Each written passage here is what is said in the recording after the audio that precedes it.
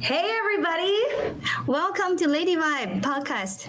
Your podcast for better well-being. I'm your host, Rachel. This is your co-host, Dr. Ning.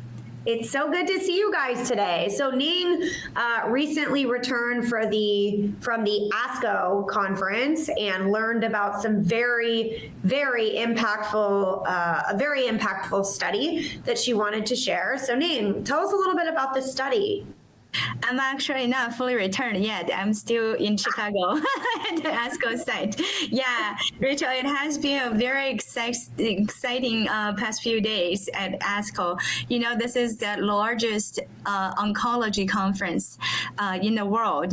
So there were over 45,000 researchers, clinicians, and other folks who work in the oncology field attending the meeting from all the world. So there a lot of excitement.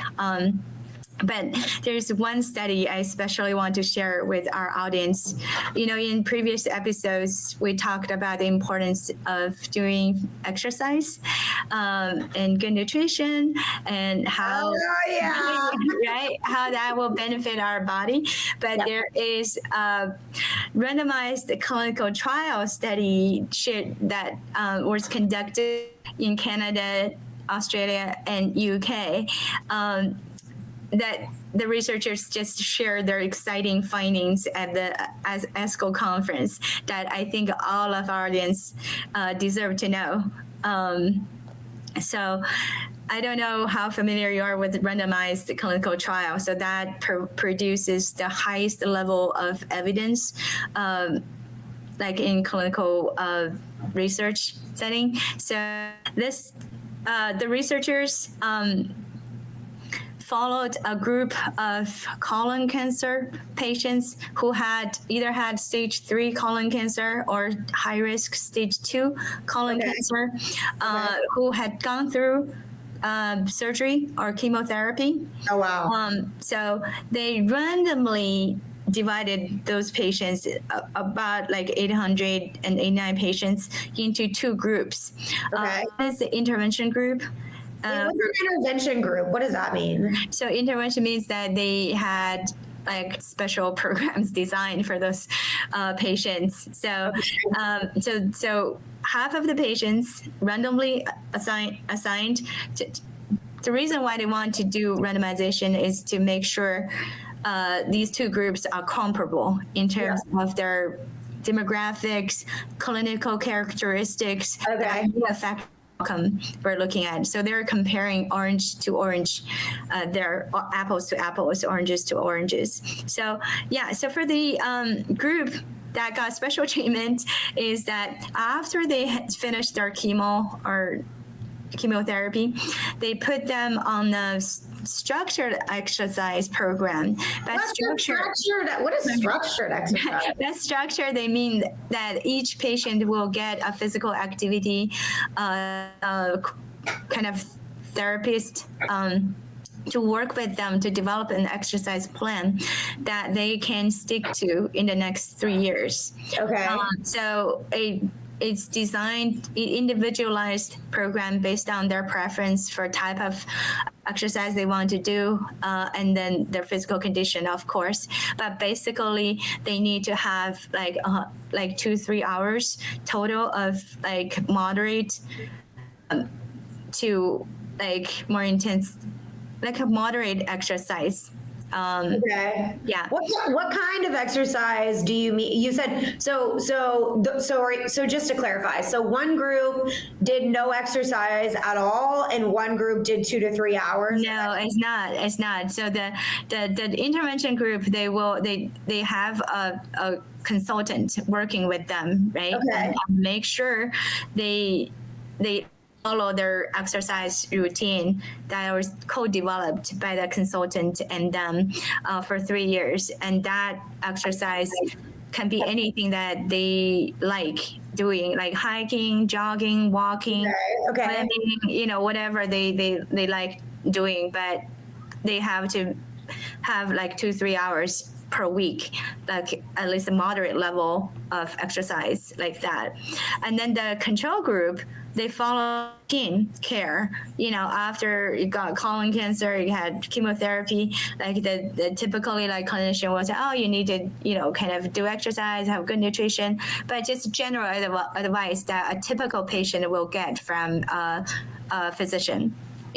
So they can do whatever exercise they like doing, but they don't have a consultant. They don't have like intensified like exercise program designed for them, but they can do anything on their own. They get the general advice. So they follow these patients for an average of 7.9 years, almost 8 years.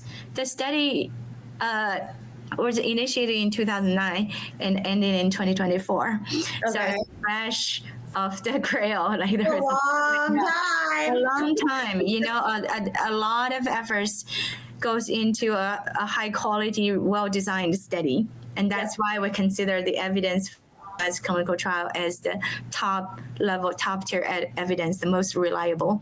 So after 8 years of follow-up, they found that those group who had the routine exercise planned for them had 28% less risk of recurrence.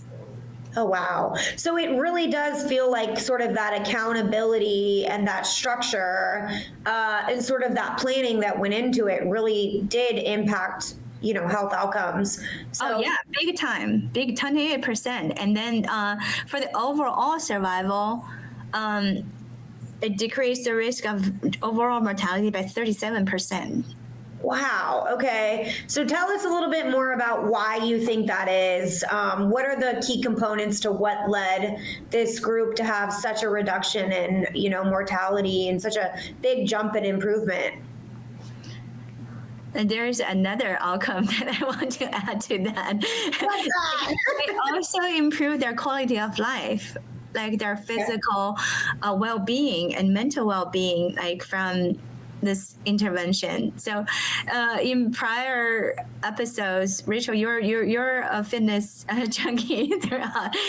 When you do exercise, you feel happy, right? Yeah. So there are a lot of signs that has been studied like on the mechanism of why exercise or fitness physical activities are beneficial to general health, right? I think this followed the same route, like the way that it works on for these patients, right? But it's a great news for any cancer survivors, right? So if you can stick to a routine exercise, you will have a much lower risk of having the cancer again, or die from the cancer. This study cohort is for colon cancer. I believe that there will be more evidence on other type of cancer, so the mechanism could be the same. So just to clarify, the comparator group, so the group that did not have the consultant guiding them for the routine exercise, what were their, like you said, the results weren't as good, but what was the, what do you think was the main motivator for that, group that did have the better outcomes? It sounds like potentially accountability and planning and follow through. Are there other variables you think that contributed to those positive outcomes? I don't think so, because already they randomized the two groups, and everything else, patient characteristics, as I said, are comparable. And then this is the only difference that I experienced. They still follow their routine care, like in terms of follow-up, and it just like standard of care, how physicians treat and follow up for cancer patients. They provide these general advice, but in terms of whether they follow through or not, it's another question, right? And so many physicians feel frustrated on patients. They tell them all the right things to do, but how many of them really follow through, do the right thing?